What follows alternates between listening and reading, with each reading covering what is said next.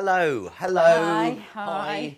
Nice to meet Nice to you. meet How are you you. doing? Yeah, good, Just thank take you. a seat. That's Fifth interview today. fifth interview. Well, Yeah. we'll try not to Crazy. keep you too long. No, it's all right. It's the last one of the day. Congratulations on the book. Did you enjoy it? Are we ready? Yeah. Okay. We'll just go for one, right? Yeah. Great. Okay. Yeah. Okay. I'm here with Melissa Stevens, author of Times bestseller, The Sex Delusion. Thank you so much for joining me. My pleasure. Let's talk a little bit about gender inequality. My specialist subject. It's 2018, not the 1940s, and yet when it comes to gender inequality, it still seems like there's quite a long way to go. Absolutely. What can we do about the fact that women, for example, are still paid less for the same work as men, or the fact that... They're not. Sorry, what? Women aren't paid less for the same work as men. That's illegal. That's been illegal since 1970. It's been illegal in the US since 1963. No, that's not what I've got here. Women earn 76p for every £1 a man earns. No, they don't. Okay, right, Sky News just did a survey that found that 7 in 10 people in this country believe women are paid less than men for the same work. 7 in 10 people are wrong. 7 in 10 people are buying into a deliberate misrepresentation of the facts by the media to sell news stories. Okay, Average earnings. Women earn less than men on average over their lifetimes. well, that still sounds pretty bad to me. But that's not the same as women being paid less than men for the same work. That doesn't happen in this country. Yeah.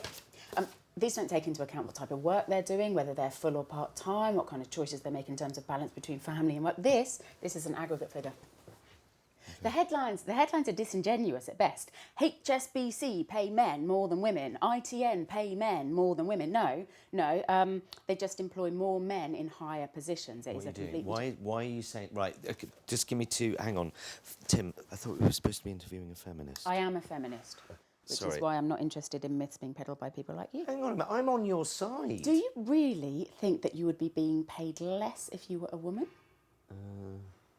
I bet you get paid less than Fiona Bruce. Well, yes. Yeah, so why don't you sue? It's because she does a different job to you. It's because she has a higher market value. It's because she is more popular with the public. All right, calm it. My point is, it's not a gender pay gap.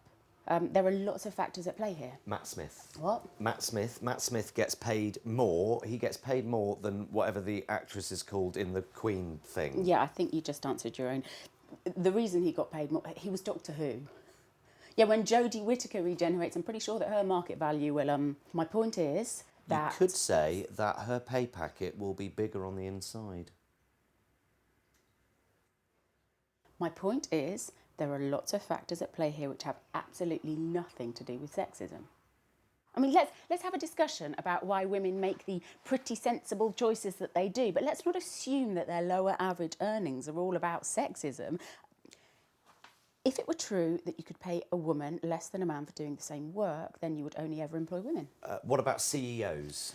Average age 54, predominantly male, many a lot older, mainly from a generation there was no parity of maternity or paternity pay, for example.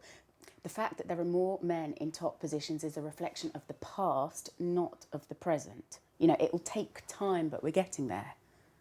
You can't solve this by just firing a load of old white men. Now, I mean, that would work, but it is, of course, illegal to fire someone on account of their gender or indeed the colour of their skin. Tesco's. What about Tesco? People that work on the shop floor who are predominantly women are paid £3 less than warehouse workers who are predominantly men. So what? They're different jobs.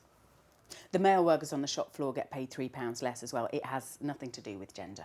So what you're saying is if you're a woman and you work on the shop floor and you want to earn £3 more an hour, just apply for a job in the warehouse? Yes. Oh, come on. Feminism needs to be better than this, surely. You haven't read a word of my book, have you? I've read about it. So, most people in the UK believe in total equality of the sexes, but only 7% of the population actually call themselves feminists. Now, that's a problem. When you peddle the myth that women get paid less than men for doing the same jobs, then you turn them into victims. Is that really empowering young women? I've heard it's very good, though. Oh, feminism is about autonomy and choice. It is the opposite of being a victim. let's tell women the truth. The reason why many earn less over their lifetime is because of the choices they make. And feminism shouldn't ever be about berating women who decide to raise a family or to go part-time or who, don't want to take the overtime. Women who choose to prioritise their physical and mental health over having a full-time career. We can't use any of this. This is not the narrative that we're supposed I to... am not suggesting that sexism has been consigned to the history books or that women don't face discrimination in the workplace, that doesn't exist. Of course it does. But we should be telling our young women that they are strong, not weak. And yet you've got the BBC promoting an app to help women speak up in meetings. Fuck off. How dare you? You can't say fuck. You've got police in Nottingham making catcalling a prosecutable hate crime. It's not a hate crime, it's just really disgusting behaviour. David Schwimmer offers female journalists a chaperone during interviews and everyone praises him for it. I'd have punched him in the fucking face. Yeah, I'd quite like to punch fucking David Schwimmer in the face. Fucking chaperone! It's not 1910. Women aren't children. You are freaking me out. She's freaking me out. That's because you haven't heard these arguments before. Because when men make these points, they are dismissed as sexist, and when women like me make these points, we are told that we are suffering from internalised misogyny, which really pisses me off, because to suggest that a woman can't form her own opinion, that is real misogyny.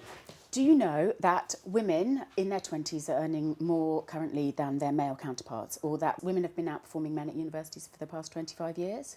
We don't need to be patronised. There are serious issues to be addressed. How about the fact that the state has made very little effort to subsidise childcare?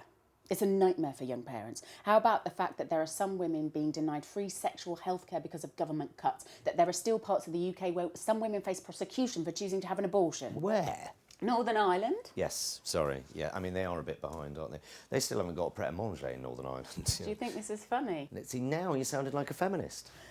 Prick. Yeah. I'm being told we need to go again, I'm afraid, so we're going to just start from the top. I will read your book, by the way, I promise. Do you fancy going for a drink after? OK. I'm here with Melissa Stevens, author of Times bestseller, The Sex Delusion. Thank you for joining me. You're welcome.